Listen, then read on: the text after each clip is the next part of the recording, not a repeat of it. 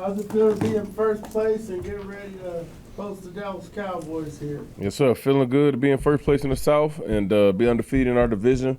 Definitely was a goal set out for ours. We got 2 more left in division play, and we'll deal with those when it's time comes. But I'm excited to be able to go against Dallas as they come to Atlanta and have a tough fight. You know, I'm excited for some good matchups, and I think it's gonna be a fun day. And how coaches talk about it all the time, getting better and keep improving. I think it's probably a lot more fun doing that at 5-3. No, without a doubt. You said it, man. You know, making improvements when you're 5-3 is much better than with the other way around. So, we want our success that we've had so far gives us confidence, but we know we got a lot more a lot better to be. So I'm excited to get back to work and improve on the things we need to improve on, and that's the exciting part about it. Even though we are having success, there's still a lot of things to get better. And from your spot, we were asking most of the defensive folks about improving the pass rush. Mm-hmm. Where are you at, and where you think you all can go to? Get better at just being more deliberate in our assignments. Whether it's just more, and I think there's another level of preparation we can put into it that we're working on now, and then finish. I feel like I got close a couple of times last game, and did draw a holding penalty, but I was able to it's just a finish, an extra effort, and it's not that guys aren't trying. It's just a strain thing. You know what I'm saying? And we gotta go get it. Ain't nobody gonna do it for us, but we got the guys to do it, and I feel like the ball gonna turn in our favor soon, and we're just gonna keep pressing, keep hunting, and I know I am for sure. So I got big goals that I want to achieve for not only myself but for the team, and just like every other guy that's rushing the pass, whether it's an interior guy, outside guy, linebackers, or nickel blitzes coming, whatever it is, we definitely want to get to them. We want to get to them bad. Grady, do you remember the first time you heard Raheem say "outrun the South"? That phrase. I remember him saying it. I don't know about the first time because he made a point known early about what our goals were for this team, so he made that definitely point of emphasis when he got here. It seems like that's become kind of like a rallying cry for this team. Is that fair to say? I think that's definitely fair to say because it is extra emphasis on winning your division and doing the things you need to do to put yourself in position for postseason play. So it's definitely a mindset that he's established and everybody has bought into, and something that we run with. I'm not sure what's more meaningful, that phrase or the trap phrase that Kirk keeps referring to. I think I think the outrun the South may be a little more because it got a little more, I guess, meaning to it because it got to win the division. Walk in and the traps and all that kind of stuff is fun. It's fun for people to take part of, and then. It was cool. It was funny. It was fun. I enjoyed it. I enjoyed it just like the fans and everything like that. So it was awesome to see him use it right, so yeah, it's cool. What percentage of Atlanta has Kirk Cousins been now? Because you're the arbiter of all things Atlanta. So is he like 15%? 10% there, more? I'm not the one really to give the percentage on it, but I think he's definitely adopted well into the culture. He's been received well, and usually when you win a lot of games, you play some good football. However it go, that would be the most important thing. I'm sure Kirk would be the one to tell you that himself. So it's been fun. Quoting bankroll fresh does help a little bit. Oh no, without a doubt. Grady, even though you guys haven't been able to necessarily run down the quarterback, like Raheem said, you guys are able to kind of affect him in ways that he's maybe releasing the ball a little bit quicker, so AJ and Bates can make those big plays. So how's it to see those guys kind of capitalize off of those situations for them? It's good to see them have success every time they get it. You know what I'm saying? So two special players that you mentioned right there, and I'm excited to see them make game-changing plays for us, and everybody's want to continue to contribute to that effort. And they some things that they want to be better at, some things that we want to be better at on the front end. So. But to see them when they make the plays, when the plays happen or dare to be made, that's something special, and I'm just excited to see those guys just continue to grow and have success. Dak isn't running as much as he has in years past. When you're just like watching film and creating that plan, like how do you balance sort of that? Maybe he's not running as much, but he still has the ability to take off. I think always keep in mind that he has the ability, if the lanes aren't disciplined, if you don't account for his athletic ability, he has the ability to extend plays and run and make first downs or however long. So you have to respect the athletic ability that he does have.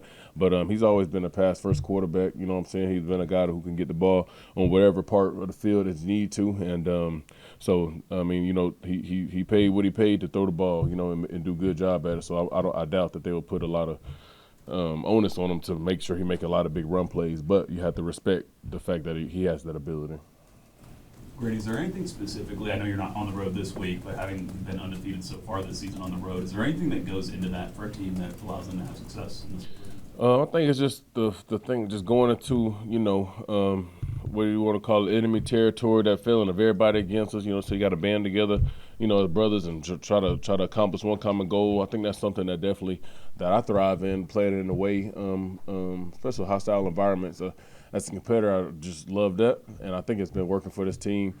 And we just got to find a way to curate that mindset that we got to get into when we're away to bring it home, you know, so we can get these home wins running and start fast, start with edge, play with crazy effort, and that's the thing. We can't get home and feel lax. We can't get home and feel comfortable. We got to find a way to be uncomfortable, you know what I'm saying? And the things that we channel when we on the road, we got to bring it to the house and do what we got to do.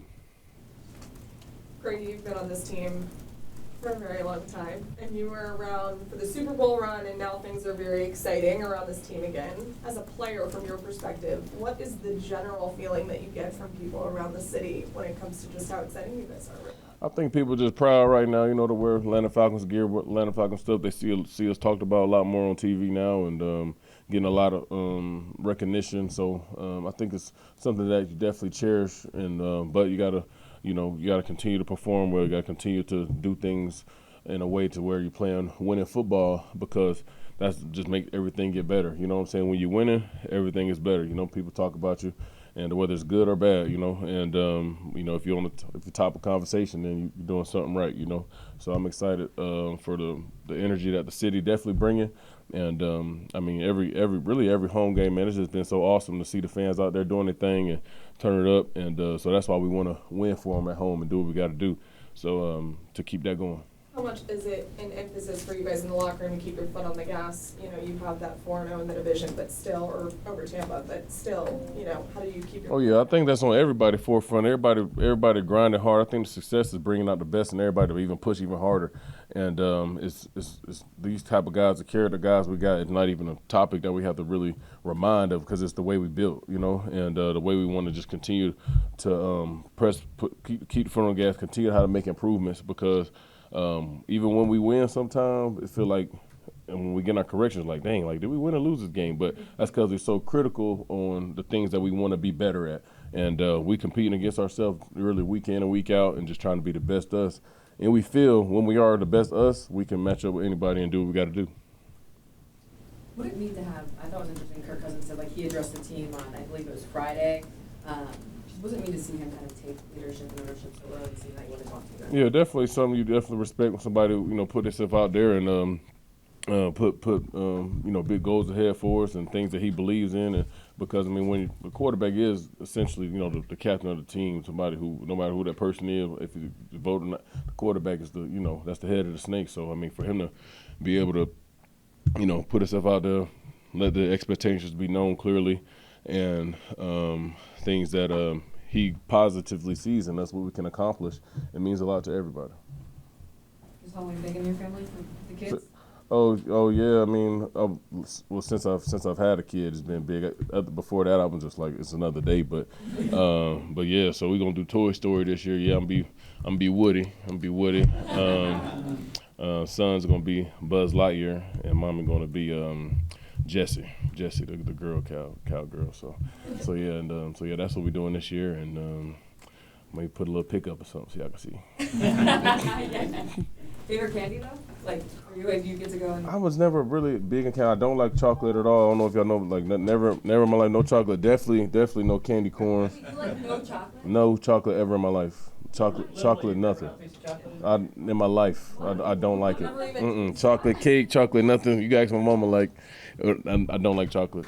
The smell, the look, when it melt, Like, Have you ever run across another person who shares this? my niece don't like chocolate. My sister's daughter, she won in there with me, but my son loves chocolate. Everybody else, just me and my niece, really, we the ones that we don't like it. We don't like it. Same here, I've never tried. Yeah, you gonna try? Yeah, I don't know what it is, and I've tried to like it. Okay. I've tried to like it, but I cannot do it. How many years has it been since you've touched a piece of chocolate? I don't even know. It's been, at this point, I'm not even gonna self-sabotage like that. All right, so if you don't like chocolate, what's the favorite? Like, is it like a gummy candy? Like, More, probably something gummy, like a gummy candy or something, or like sour straws or something. But I'm not a big candy person. But if it be something like a gummy, something like that. Yep. Yeah, that's my go-to. Yep. Yeah, Coach, just how preparations going for the Dallas football team you got face on Sunday there? It's going well. You know, we've finished the early parts of the game plan, you know, pretty standard like we do on Wednesdays, and then we'll jump into third down. You know, obviously you're waiting to see on a couple players here and there that it could be available for them that are, you know, game changers, but preparing for, you know, all scenarios. Know that we have a great challenge, know that they'll be hungry coming in off of a Monday night tough game that was really competitive against a really good team. So know we'll get our best, know that obviously Coach Zimmer and the job that he's done over the course of his career, he's been a great defensive coordinator. So we'll get their absolute best, know that they're going to be charged up and ready to go, and we got to match their intensity from the get-go. What would be some of the keys to following up the performance you all had in Tampa with the deep passes and so forth and against these guys? Yeah, I think just continue to take what the defense gives you, and there was some opportunities obviously the other day that Kirk and the guys took advantage of, and love to see those explosive plays obviously with Kyle and you know, and Mooney, you know, on the touchdown on the third down. So anytime that we get those opportunities, want to take advantage of those guys executed really well in those moments, but still got to clean up, you know, the penalties. You know, we shot ourselves in the foot, and those are happening too much. So that's where we got to make sure that we are on the screws with the penalties and not having negatives where we're in 1st and 20. That's happened way too often. So a lot to clean up with those things, but definitely seeing the, you know, consistent improvement from everybody from a run game standpoint and pass game, just cleaning up the fine details that are going to make a difference down the stretch here. Well, will Zimmer try to match your Diggs on London, or? I don't know. Can you find out for me? We see. Yeah, no, I'll be interested to see. Obviously, he's a great player, but know that we have, you know, multiple options in the pass game. So that will be something we'll find out just as soon as you do on Sunday there, D-Led. Drake and Darnell are both talented in their own ways. So how fun is it for you to get creative with plays with each of them? Yeah, no, it is. It's a lot of fun because both guys, first and foremost, very smart football players, very unselfish, willing to do whatever it takes to win the game. And so that's always fun. The complement that they have, like we've talked about, just their skill sets match up so well to complement each other. So whether they're on the same side of the field, whether they're on opposite sides of the field, whether they're on opposite side of the field to start and they motion to be on the same side, there's a lot of options with those guys. And like I said, them being you know, really smart football players and really savvy allows us to do that. And so we'll continue to build on all those things that they've done a great job with, but both just really talented in their own ways and love the game, and obviously are building a great rapport with Kirk, which is the most important thing.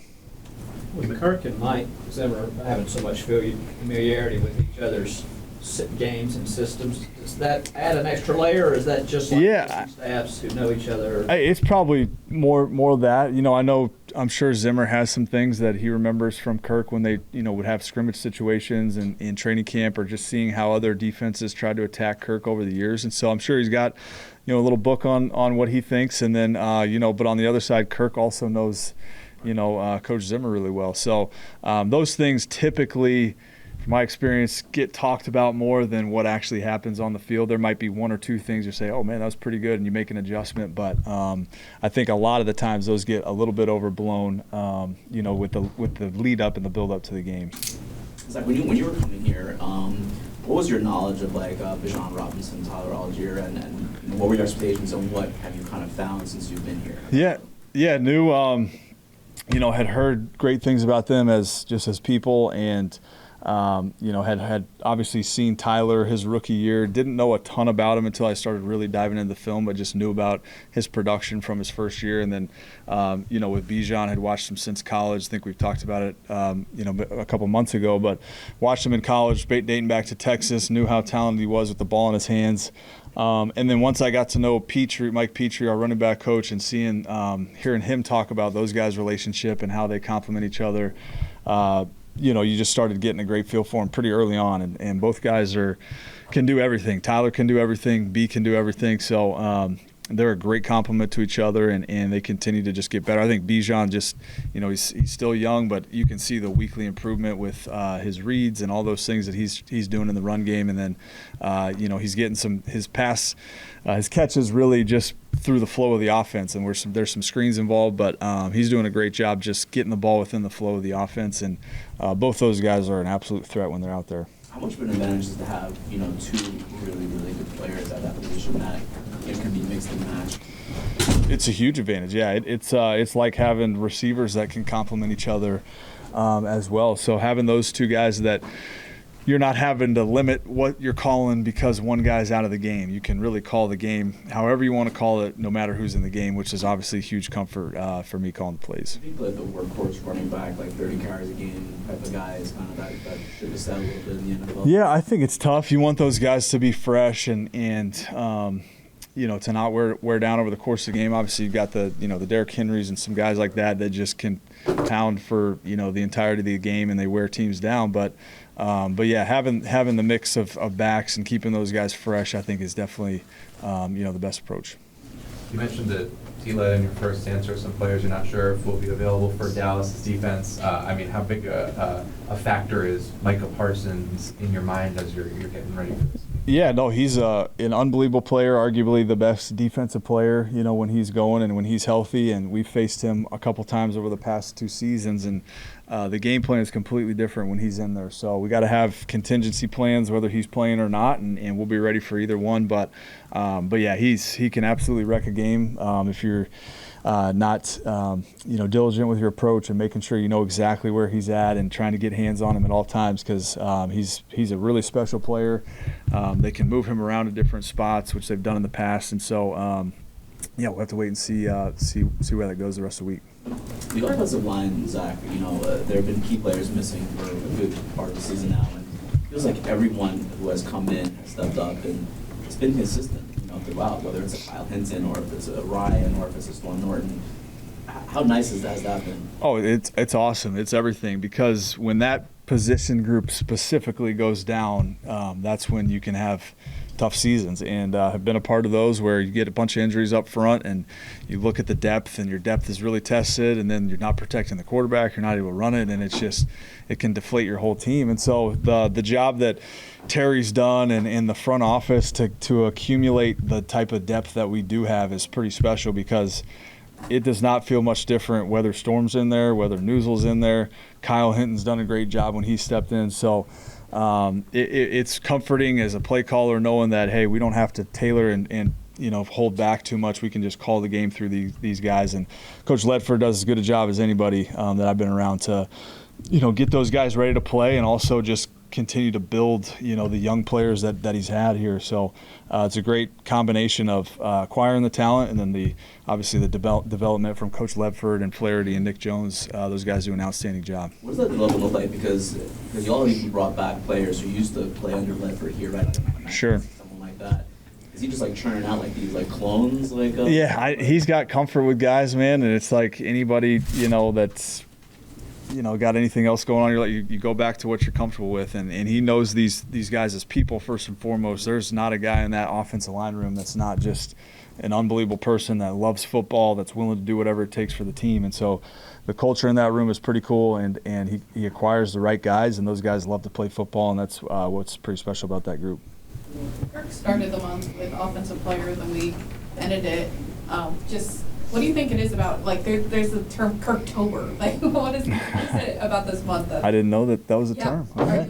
I need to read up. No, he's done a great job, and I think, we all knew what kind of player Kirk was. Obviously, acquiring him and being able to get him this offseason, that was the vision, was for him to come in and be able to distribute the ball to all these playmakers across the board. And so he's just done a great job, and he, I think he's continuing to get better. He's a guy that's a veteran guy, obviously, but doesn't mean that he's not, striving to be a little bit better with his footwork, a little bit, here and there. So he's been everything that we had hoped once, we got the job here, and he continues to do a great job leading those guys. And then, like I said, just most importantly, just distributing the football to whoever's open. He's done a great job of that. And so what's your reaction then when you see him kind of take off and run, which we're not used to seeing him? And I think Drake even said it looked like you guys were making him look like he got shot when he went down. Just like, are you anxious or you don't want him run? I mean, like. No, if he can take off and use his legs, shoot, that's great. That's great for everybody. That's going to help out. Everything's going to help the offensive line, knowing that, he can take off and go. If you were to ask Kirk after the game, he said, I should have just stayed in the pocket and thrown it to Ray, and Ray might have scored, But he's got to have that element. Obviously, throughout the league, you see guys take off, but then also you see guys that can't progress within the pocket like Kirk can. So it's always a balance. But anytime, the C's part like that, and you can take off, get vertical, and get some yards, that is absolutely encouraged at all times. What was going through your head whenever you see him take off and go vertical? I was surprised. I was up there. It felt like I was like 3 miles away up in the booth watching it all take place. But he cut across the grain, and, it was like he's still going, And then, like he said, kind of got, tripped up there, I guess we'll say. And then but that was a big play within the game. So, but, yeah, when he took off initially, I think on the headset we were like, holy smokes, he's taken off, and then he cut across the grain and made a great play. So it was good. He threw to Mooney, I forget what point in the game, on the sideline when he dropped it between. It was a great throw, before the half. Where does that rank? Oh, that was the balls he's thrown. I said after he threw, he's I thought that was his most complete and just accurate game he's had as a Falcon, and the 500-yard game. There was tighter coverage in this game that he had to make those type of throws, like you're saying, and so I thought that was probably one of his top 2 or 3 throws of the season. The anticipation that he threw it with, the spot, obviously it was tight coverage versus, it was like a 2-man type of coverage, so you had to fit in between the corner and the safety. So I would rank that shoot as one of his, top 2 or 3 throws on the season. Mike Zimmer, obviously former head coach with the Vikings, so does that, you think Kirk's brain a little bit, knowing the defense that he's going to go up against, you're going to go up against? Yeah, we've talked about some different things. A lot of the stuff is expressed through the tape, and then you either can confirm it through talking with Kirk. And actually, Coach Zimmer was the defensive coordinator when I was in Cincinnati as a practice squad player. So have known about the style of defense that they play. Obviously, over the years it's evolved, but the nuts and bolts of the defense is very similar. So definitely picking Kirk's brain on just a couple things, whether it's situationally or anything that he's seen from him over the years. All that stuff is definitely going to help. In his voice memos, has Kirk ever said the words, walk in your trap, take over? No, I didn't even know what that was. So, no, to answer your question, have not heard that. I did see, my wife sent it to me after the game, the tweet there. That was pretty good. But no, I don't know much about like just music outside of like country music. So that was my first time hearing that. And Can you translate this? Yeah, no, I feel like, the old guy that just has no clue what's going on. But no, it was not the bankroll fresh there, D-Led, I guess not.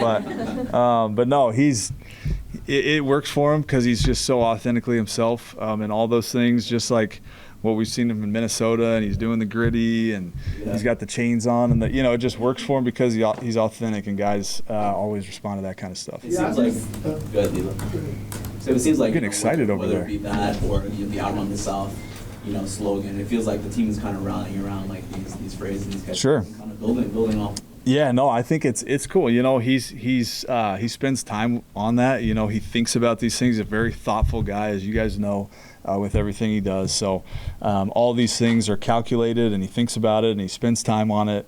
And whatever he does, as long as we're winning football games, keep it rolling. Yeah, I go back to 2007. Coach Zimmer was here with Petrino. And he did travel D'Angelo Hall in 07, yes. Okay, And, good note. My assistant here We'll said, go back and check the tape if we got it on the server. yeah, you got it. And then my assistant here says he will travel, known to travel his cornerbacks, dating to the Minnesota days. So, Who do you think he's going to go with? yeah, so I asked No, Drake, I said, yeah. Drake, you getting digs? He's like, I got to play defense. So what Yeah. does he mean when he say I got to play defense? He said he thinks he might go with Mooney. Yeah, it'll naturally sort itself out. I think our guys move around a lot, and Drake's at the slot, which Diggs is not really a slot player, So I think those things naturally sort themselves out. There's certainly going to be situations where those two guys are isolated based on formation or based on if it's one of their coverages that they're trying to play on a third down or one of those things. So it'll sort itself out throughout the game. Know that it's a great challenge going whoever has that matchup. Know he can take the ball away at any time. Ball location has to be at a premium at all times because he has ball skills like some of the best receivers out there. So whether it's Drake or Mooney or Ray McLeod or Kyle Pitts, it does not matter. We know that definitely got to be aware of where the ball location is going in his direction. Obviously, I know that when you're calling the game, you have some sense of this is a pretty efficient game for Kirk. But when you go back and you watch the tape, what really stood out in the way that he was able to be so efficient? Yeah, I thought, he, like we were saying earlier, he threw the ball really accurately, and that was just from a ball location standpoint. I mean, everything was, right in stride, right on the money. He played, I thought just with good, knee bend in his back leg, like some of the details that TJ Yates and DJ are detailing up in their quarterback room definitely showed up from a footwork standpoint, all those things. But you could feel it throughout the game. Obviously, he started off with a great progression. The entire, defense kind of went to Mooney and Drake's side, and he identified the coverage and found Kyle on the backside. So you could tell early in the game it was one of those, hey, he's seeing the game really well today. So he's a great progression player, pocket passer, and that was definitely on full display, the other day. Zach, what are the key components to a quality screen game? How can you guys improve that? Yeah, that's it's a good question. Certainly looking at all aspects of the screen game. One of our assistant offensive line coach, Nick Jones, has a great saying that no two screens are the same, and it could not be more true because of the defensive coverage structures. It might be a pressure. There's so many moving parts that happen within the screen game. When you self-scout it, it's really, there's so many different types of screens. There's a couple types of screens that we need to execute a lot better. We got to be a lot more clear just in terms of what we're looking for, the landmarks, who's going to who. That's been the issue. And then just overall execution. The other day we had some really good looks, and we had a drop on one on the third down, which led to the fourth down touchdown. So you're saying, it was a fortuitous drop, on that one, and then had another one later with Ray McLeod that, when we look at it, we're like, man, if we make one block, this thing could be a house call for a 60-plus yard gain. So. It's a combination of a lot of things, but there's certain aspects of our screen game that have been really good, and then there's ones that we definitely got to clean up. But there are so many moving parts with screens. We just got to make sure we detail it up for the guys to have the most clarity they can have. You've got kiddos in the house, so Halloween. What's Halloween like? So, good question. I know they've already been to like 4 Halloween parties. My daughter tells me about it every time I come home. So she's got, Elsa one time, she's Anna one time, she's Finding Nemo. She's got about 12 costumes. So I guess we'll have to wait and see what that looks like tomorrow. But definitely cool for, to have young kids that understand kind of what's going on now. So it'll be fun to go trick-or-treating tomorrow with them. Hey, Jesse, how's preparation going for you guys in first place getting ready to face the Cowboys here this week? Yeah, just getting ready, just like any other week. It's nice to be back at home in the Benz Stadium, off of a huge divisional win. But, you look at the tape and you look at, how you can be better, how our teams, you look at these first 8 weeks and you try to see how teams are trying to attack us on defense. So just honing in on stuff like that and, just preparing for, Dak and all those guys over there. What are some of the things Coach Lake stressing that you all want to try to work at getting better? I guess that's a little easier when you're 5-3. Yeah, it makes it easier, obviously, like you said, when you're 5-3, when you're winning some ball games, sometimes teams tend to, be happy with just winning. But there's a lot of stuff that we need to clean up. First half, I think last game, they were running the ball pretty well. They were pretty good on third down as well. So just tighten down on some of the stuff that we know that we got to get better at. Yeah, speaking of that, the pass rush, we're asking everybody. I know it's a group effort. What are some of the things y'all want to do to? Coach said it's evolving. Mm-hmm. So what are y'all trying to do collectively to evolve in that area? Yeah, we're not in those D-line meetings and stuff, but we sure can hear them with Coach Hux and Jock and all those guys over there. The urgency of wanting to get to the quarterback, but I know it hasn't shown up on the stat line, but I think each week we continue to improve at that. I think on a lot of our turnovers this year, it's been caused because of our rush. Mm-hmm. So just because it's not showing up as a sack, it might be showing up as an interception for me or AJ or whoever it may be. So that's good for us too, even though I know those guys, they work hard and they deserve to have those stats on that deal. So yeah. And my guy reviewed your interception. He said it looked like he kind of baited Baker. Like, okay, Baker. Yeah. It looks open, but what was going on there in that little cat and mouse game on that? Yeah. I was kind of in a bind.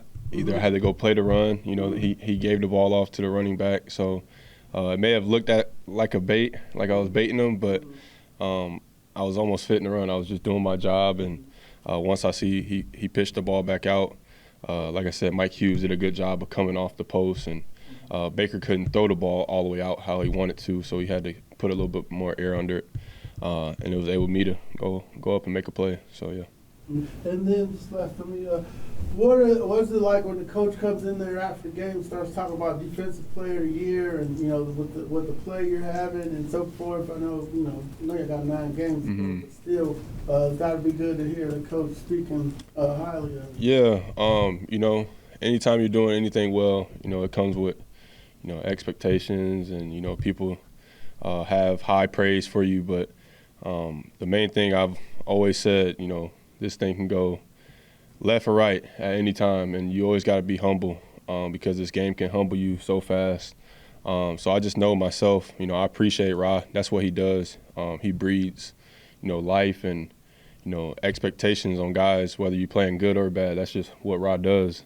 And, he's giving me that love, and it's making me play free. It's making me play even harder for him, and it just shows. It's not just about Jessie Bates being the best player. Like I said, I want to be the best player for this team and be the best leader, and all those plays and stuff like that will come.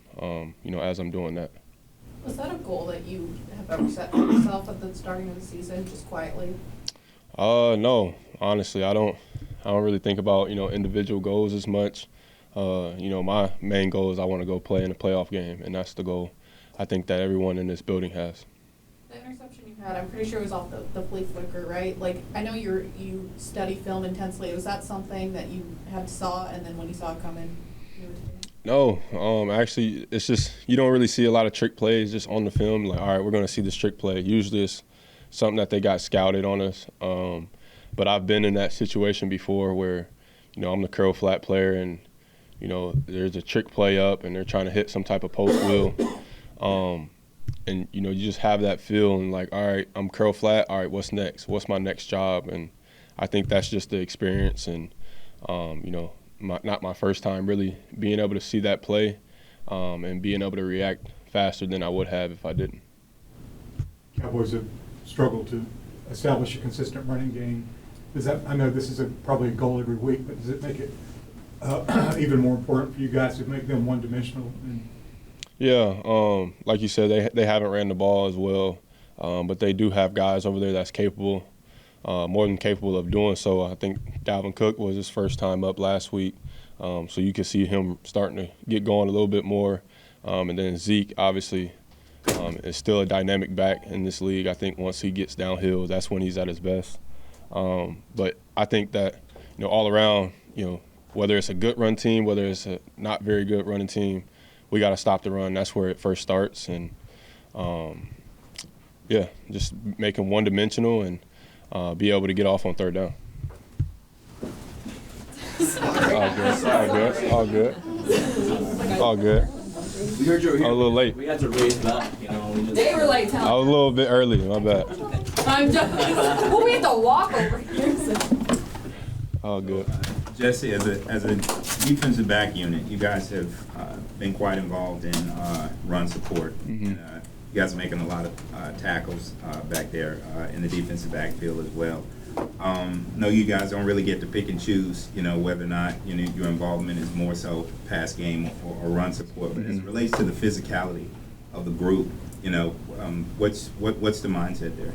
Yeah, I don't know if you guys know, we call ourselves the Crash Out Crew, and it's just a mindset. I think it's a mindset every single day that we're coming in here, not just crashing out, not knowing our jobs and just going to hit people as hard as we can, but being able to play free and just knowing exactly what we're doing, where guys are supposed to fit. And when it is our time to go tackle, I think you see it. You turn on the tape, from the corners to our nickel to our safeties, we're all tackling. I think our safeties can probably get a little bit better in open field tackles, but physicality, I don't think that's the problem.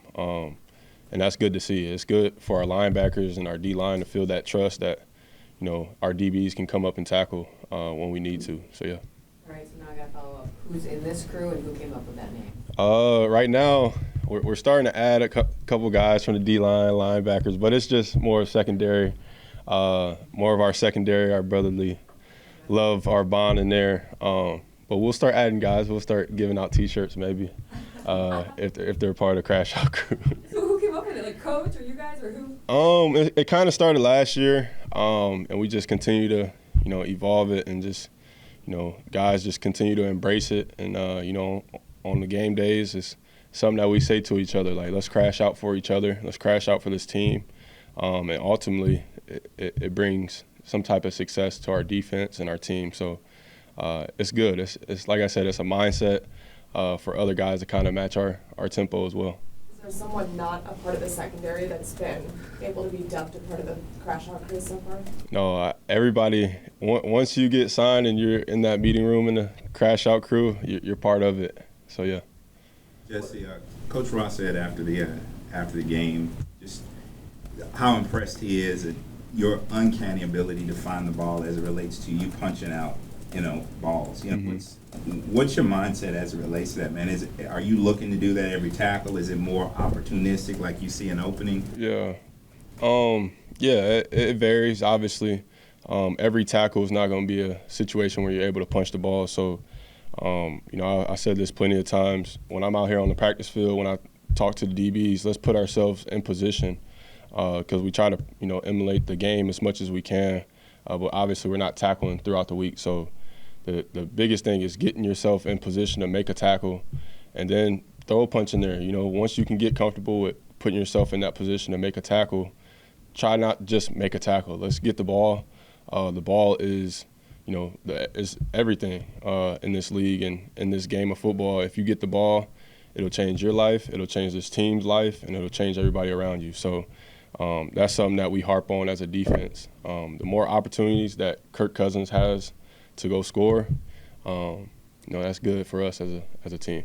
Was it something you specifically like worked on this off season, maybe more so than others? I mean, I know you've done it before, but it just seems like you've been very successful this year. Yeah, I think it's just the belief of it. You know, believing that you know, these ball carriers aren't tight with the ball when they're heading to the ground, or you know, certain opportunities when there is the opportunity to go punch the ball, or when it isn't. You know, you just continue to see that after the years, and you watch guys like Fred Warner and my guy Jermaine Pratt with the Bengals. Like, he's just always been a guy that talked about getting the ball, and it's something that we talk about to this day. We text each other, hey, go get the ball today, and it's a standard. Are there times where you feel like you've gotten a really solid punch on the ball and it hasn't come out and it surprised you? Yeah, there's been a few. I think I missed a couple tackles when doing so. So that's the other side of it, is when you're punching at the ball, yeah, you might miss the tackle, but you got to trust your other guys, have pursuit on the ball. But yeah, there's been a couple times. I think Nate Lamon, he gets the most clean punches, but sometimes they don't come out. But yeah, we're part of the Bloody Knuckles crew. Me and Nate, for sure. There's a lot of crews in this team. Yeah, I know. Did you coin Crash Out Crew? Was that your phrase or? It was a little bit of me and AJ. I would say we're the co-founders, and just continue to add guys on. So we got Crash Out Crew, we got Out on the South, and Kirk's walk into your trap, take over your trap. Yep. Who taught him that, by the way? Who taught him this? I think Kirk did himself.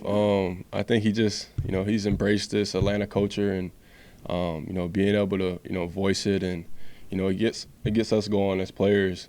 Because usually your quarterback don't really say much. They're usually off to the side, but, Kirk continues to come up with these cool, chants, and I'm down for it every time. So, yeah. So that video, that chant, like before the game, No clue, no practice, nothing.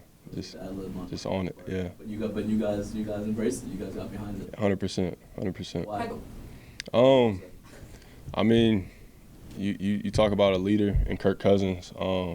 He's not doing it just for the show, the cameras, or anything. He's doing it to get us going, and even to get himself going.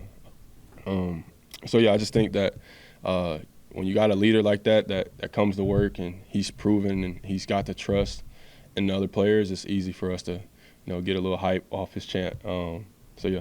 Have you heard Kirk use the phrase "no cap" before that? I have not. I have not. Like I said, we're working on it. We're getting them there. It's like browsing the Urban Dictionary online. Exactly. What difference does it make for you having a quarterback in that way? A guy that, is trying out all the things, whether it be sayings or whatever, but is vocal, whether it be on offense or on defense. How big of a difference does that make in a team? Yeah, it's huge. As big as the quarterback spot is, they touch the ball every single snap. Everything is off their cadence, usually their type of decision making. That's what makes the team. And like I said, Kirk isn't just a great football player. He's played multiple years, experienced everything. So Kirk's not the guy that's just going to keep it to himself. He wants people to understand, the process of what this looks like. How can you be great in this game of football? And I just think it's cool. You don't really see a lot of times where quarterbacks want to step up and speak to the whole team. And it's just so valuable, I think, when he does that, and he needs to continue to do that. And I love it. He has no ego. He just wants to win for the city. He's illustrating that in his play style too. I mean, the QB sneak, and then he's taking off on runs. So when you're a defensive player and you see a guy like Kirk Cousins doing things like that, what does that say to you guys? Yeah, it just says a lot about, the leadership that we have on this team. It's his job to do that on the offensive side, and then I feel like me and Grady, we got to kind of grab that and demand that same type of, urgency and same type of juice that he plays with, because, he brings it. When Kirk is doing something like that, or not even Kirk, could be any player who's just kind of like getting the team fired up, is that kind of part of like the process of disassociating yourself and kind of transporting into like whatever creature you guys all become on the football field? I'm just curious how players get in the mindset of actually getting ready to play a game. Yeah, so everybody's different. I think once you understand your role, of what our team needs at times, because sometimes, as me, I'm not the rah-rah type of guy, but if I see that our group needs that, I think that's when you step in and like, all right, forget what Jessie Bates needs. I need to make sure I can get other guys on the same page. So it's something that's just inside of you. You can't teach it. It's not, if it's fake, you can, as players, you can see if it's fake, and that's not so on this team. So, yeah, when we become, these creatures on this football field, it's everything, it's blackout time, and you just lean on the trust and everything that, you do throughout the week. Without giving your secrets away, what's the art of punching the ball out? Like you said, Nate Lamon's had good punches, but it hasn't been. So, what's the key? I can't give that sauce out. I can't get that out. I was playing. Right. How dangerous is Dak? They got Lamb. Troy Aikman says the receivers are not running the routes. Gary's saying they're bad play calling, but they're down 30-10, but they come back last week. So, but how's he playing with giving the you know, the circus around the Cowboys and no running. Yeah, you know, I think Dak, obviously he's one of the highest paid quarterbacks for a reason, and when he's getting the ball and they're just going hurry up, I think they're a little bit more effective on offense. So when they were down, I think last week, you could kind of see the tempo got kind of picked up a little bit, and it wasn't just run and then pass. It was just up on the line. Dak's kind of making some checks. So obviously they're capable. They're more than capable. They got multiple playmakers that can make those plays. But yeah, I can't speak on, you know, what they're doing over there, and all we can is just execute what we can against them.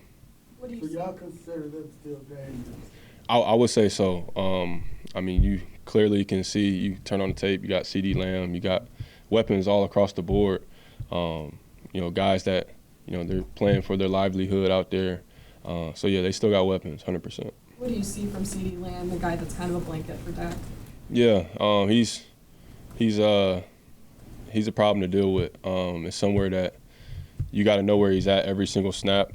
You know, they do a good job of isolating him and, you know, putting him in positions to get the ball. I think that's where, you know, a lot of teams try to take him away as much as you can, which I hope that's what we do as well. So, yeah. Last one for me on the crash out crew. When you added D linemen, is it only for the week, or are they like officially in?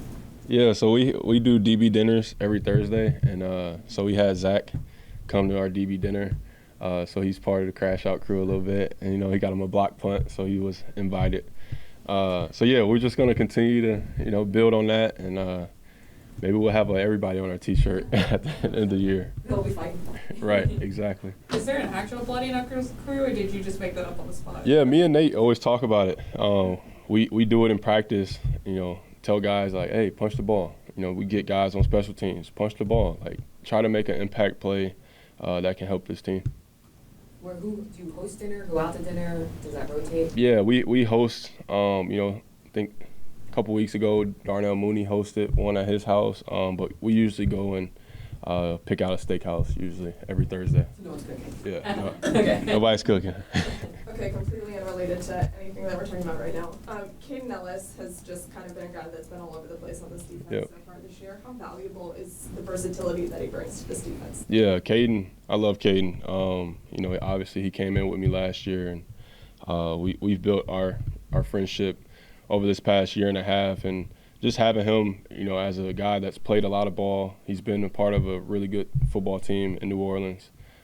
So he understands, you know, what good football looks like, what it's not supposed to look like, and he's just so versatile. Like he can go and pass rush, but he's a linebacker as well. So it's just what he brings to the table, I think, with not just the player that he is, the person that he is, and just his experience, I think, really shows out, and it makes me feel comfortable when I'm playing with Caden because I know he'll give everything he has for the better of this team.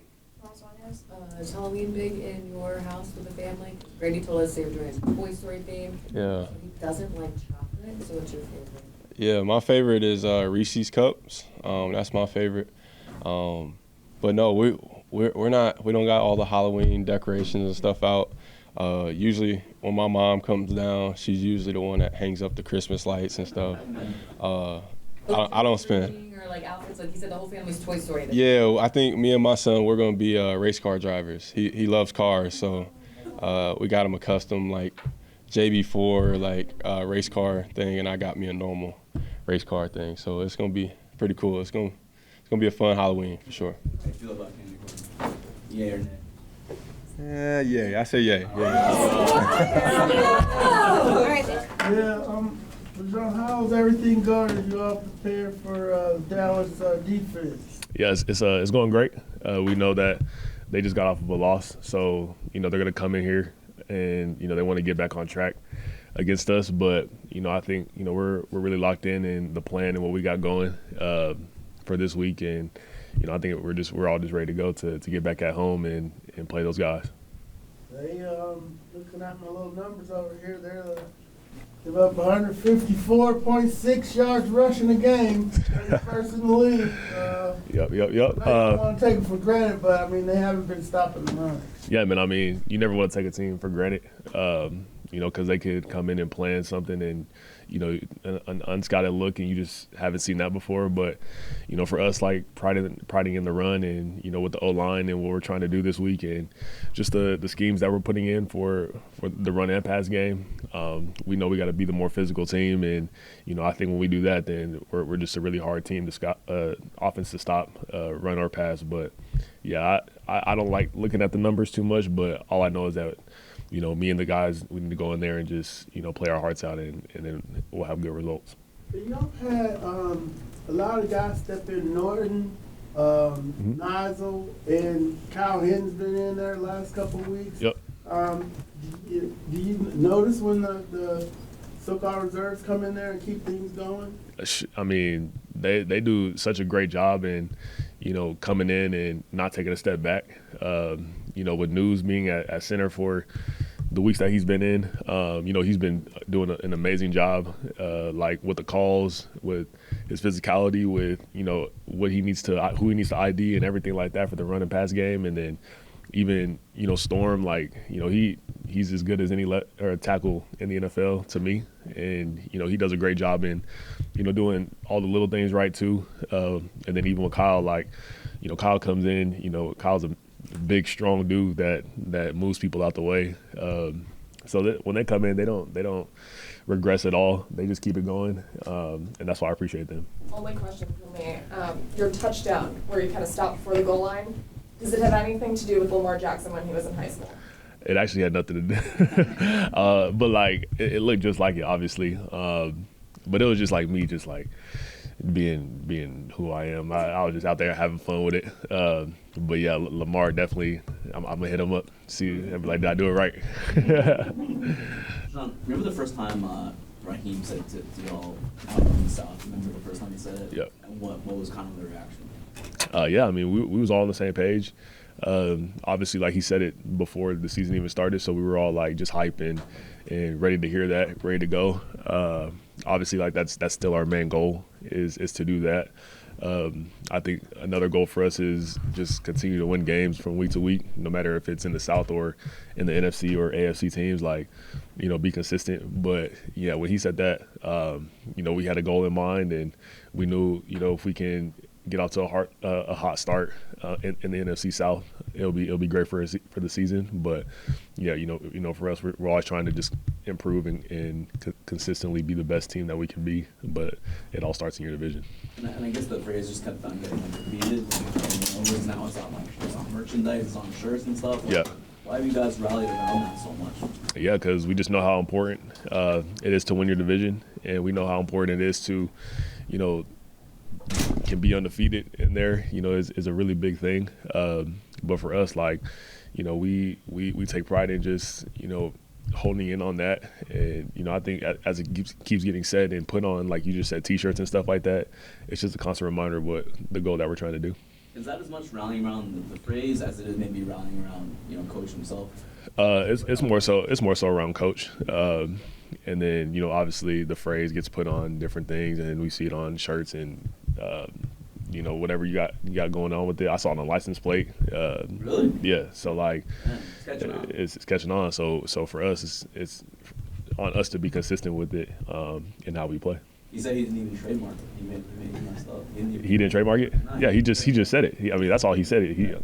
He said it one time, a couple times, and then now it's being said everywhere. Speaking of phrases, the first time that you heard Kirk Cousins say, "Walk into your trap, take over your trap," what was your reaction? Kirk says a lot of things, man. When I heard that, I wasn't surprised because, we be hearing it in practice, saying stuff like that. But I was hyped, man. I was like, yo, he got the catchphrase going. I was like, and then we ran with it. And as we're trying to do, like, we're trying to go to opponents, even I think the other phrase is like, don't let them walk in our trap and take over ours, because, it's just as important to get those home wins as we want to get the away wins. But, yeah, when he said that, like, we was all ready to go. So we got the catchphrases. Jess, you were talking about the Crash Out crew, right? Crash Out. Nickname for the DBs. I was talking last week with you and Tyler. We need a nickname for y'all. Is there one yet? Do we got one? We don't. I mean, obviously, people always say Thunder and Lightning, but I'm like, that's such an old phrase. You guys. But you said one. You said a good one though. What Road Warriors. The Road Warriors. I like that. Yeah, Hawk and Animal. Hawk and Animal. Old school pro wrestling type. Yeah. Tyler will be Hawk. No, I'll be Hawk. Tyler will be Animal. Yeah. Yeah. The Road Warriors. Okay. That's the one. That's the one. Yeah. I heard it here first. That's what we are. I'm on this theme of, Kirk getting the team fired up and everything. I remember talking, Terry was doing a press conference shortly after you were drafted, kind of talking about you and talking about how great a personality you were, but he said that you find a dark place when you go on the field. Is that how you would describe it, first of all? Yeah, absolutely. And is that a process for you to get to, like for you to kind of get into that mental frame on a game day? Yeah, not at all. It's just when I'm on the field, man. Like I don't say a word. Like you probably would hate to hear me mic'd up because you want to hear too much from me. But I'm such in my zone and such a quiet. They all call me like the quiet assassin. Like just because like I'm out there just not saying nothing, but I'm trying to, like I said it last year, like respectfully like destroy you, something like that. I said that, but like that's the goal, man. I mean, I'm always trying to make defenders uncomfortable on the field and never trying to, get them comfortable ever in no situation. And that's what I'm trying to do.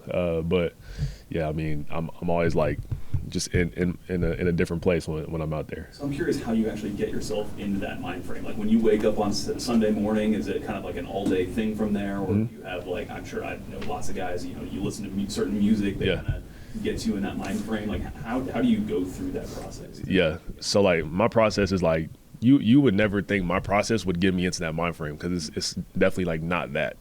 Like I wake up, like I'm talking to God immediately. I'm talking to God throughout the whole time before the game even happens. And like in the prayers and praying with my family and just doing all that type of stuff. And then I'll listen to like EDM music or like some like I've been listening to like the ocean, just like letting it flow through my headphones, and like it's such a light process. But then when I'm on the field, like that's what I need to get into the zone. So it's definitely like lighthearted going into it, but then when I'm out there, it just completely flips. So it's safe to say that the zone switch is after the prayer with Grandma. It is. Like that prayer that I do with them, like as soon as I get done with that, then I'm locked in. Yep. So no candy corn, but do you have a favorite Halloween candy? Yeah, I like the sour gummy worms, the Charlie sour gummy worms. Like they have them in like the little packs, and like I love the big ones, but like the little packs are like the best ones, and they just taste great. Are you a chocolate guy? Grady said he hates chocolate. Do you know that about him? I did not know that. I like Twix and like Snickers. Dark chocolate is a no for me, but other than that, like Snicks and Twix, those are like the best ones. You've topped 100 scrimmage yards in 3 straight games, and in those 3 games you've got 4 touchdowns. Mm-hmm. Do you feel like this is you're hitting you talked about a zone? Do you feel like you're reaching a peak right now at midseason? Yeah, man. I think we're all like on the offense is when we all execute right, then we all can play very well. And I think for me, like I'm starting to just grow my confidence from week to week, and I think it's all starting like what I'm doing like in the film room with Coach and even with Ty, like just what we're all seeing and looking at, and I'm starting to like really pick up on just a lot of different things when it comes to the run game, the pass game, the pass protection, and I'm trying to do it as consistent as possible. But yeah, for me, it's more so like just my confidence is really growing as I go out there, and I'm going out there just loose and free to just like play the best game possible. But yeah, I think as that midseason happens, like that's when a player should start like elevating to a different level, and I feel like I'm starting to get there. A year ago, Arthur talked about hoping to keep you fresh for the postseason, and I know the postseason didn't come last year, but yeah, I know most running backs feel like they are better the more work they get. Yep. How do you think that the combined workload with you and Tyler has worked in terms of keeping you fresh, and is there still a part where you would like to have a higher percentage? I feel like me and Ty feel great right now, man, which is great. Like that's the one thing about having a tandem is like, you're taking obviously less hits off your body, and obviously there's some games where the the workload has to go up because of the situation that we're in, and that's just something that you just don't control. You just whatever opportunity you have to make the most of it. But with me and Tyler, like we're always trying to get as fresh as we can, and that tandem that we do have definitely helps our bodies and how we go into the next game. But obviously, there's some weeks where it can be different for sure. What do you see from this Cowboys defense when you look at this team? They have great players all the way around, and it's just another stout defense that we got to go up against. Kirk Cousins has proven that he's just this leadership and quarterback that this team has need. How much do you guys appreciate that he takes in the Atlanta culture and tries to bring that into a huddle or a saying or a phrase that he can use to kind of add some juice to this team? We love it. I'm not an Atlanta native, so when I came in, I was learning some of the terminology, but I think he's taking it to the next level, and that's just the person who he is and the leader he is. He wants to immerse himself in every way possible he can to understand players, to understand the city, understand the fans. So I think he's doing that and doing a great job at it. Jake, when you have a quarterback who really puts so much effort in, the QB sneak, running around like crazy, when you see a guy like Kirk do that, what does that do for offensive players? It gives us a sense of urgency, a sense of hope. I don't know how to really explain it, but to see him go out there and scramble like that, especially on a huge third down, I don't know how many pump fakes he threw, but it's really, really cool to see, and happy to see him doing that. I was really, really turned up when he did that. Anyone make some jokes at him, like, hey, you got some wheels, man, you look pretty fast out there? Yeah, when we watched the film back, it almost looked like he got shot for a second when he got tackled. So it was kind of funny, but I mean, shoot, he did his job, and to see him out there running like a gazelle was good. What does it mean to be like to have the guys that you have like in Jessie Bates and AJ Terrell, who they say their job is just to make sure they get the ball in the offense's hands? We're saying the same thing to them. We're trying to get the ball in the box so they don't have to stay out on the field so long, and maybe if we go 3 and out quick, we're not trying to do that so they can save their breath and make those type of plays that they do all the time, So it's kind of like a two-way street in that sense, and we appreciate that a ton. Did you hear about the no crash out crew? I think it was no crash crew that they have. The crash out crew? Crash out crew. Okay, thank you. Yeah. So have you heard about it? Yeah, I've heard about it. I went against them for I don't know how many months before they started introducing themselves to the league, but I love it, and their whole philosophy, ideology behind that is amazing. So I love it, and they got to keep on crashing out for us. You and Mooney both have at least 500 yards receiving. What's it been like operating on the field with him and seeing him grow just as much as you? Amazing. I learn every day from him. He sees stuff that I don't see. I see stuff that he doesn't see. But honestly, we're just working together. Really, we're on a tandem bike. Honestly. Whatever we can do to make the team better, whatever we can do to make explosive plays or just make secure plays, we're definitely doing that, and we're trying to keep on reaching new heights every day. What was your favorite Halloween costume as a kid? My favorite Halloween, I had one of those. I wore this for like 3 years straight. Like those blow up ones, and it looks like you're riding on top of like well, mine was an ostrich, so I had that. Yeah, that was my favorite one. Candy? Favorite Halloween candy? I'm a big Charleston Chew guy. People don't usually have that, so I'll take a king size or whatever. Candy corn, yay or nay? Yay. Ooh, that's good. Yeah. Hawks basketball is back. Yeah. You played ball back in your day. What do you think would be easier? I'm sure you've seen the debate going from the NFL to the NBA or NBA to NFL. Neither. There's not. NBA to the NFL, you got to think of physicality. Like, they think they're physical, but until you get hit by like a edge rusher or something, then they'll probably think a little bit different. From NFL to NBA, there's just a whole nother level of skill when it comes to having a string on the ball, guarding people and things like that, or defending people. So I don't think it's easy either way. It's really, really hard, and I think I've done it. Maybe there's people out there who are way better athletes than me and they can do it, but seeing it from firsthand, it's difficult to go either way. Drake, we're 8 games in, so pretty good sample size for you, enough to get a good sense of where you're at. What do you feel like you've gotten better at this year?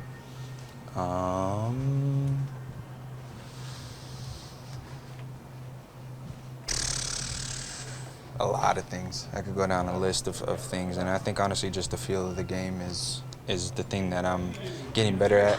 Having more understanding with my quarterback, with the OC, the integrity of plays, things like that, to make sure that just like you go out there and you know exactly what you're supposed to be doing. If you got to slow this route down just for a concept, whatever it might be, I think that's where I've grown the most.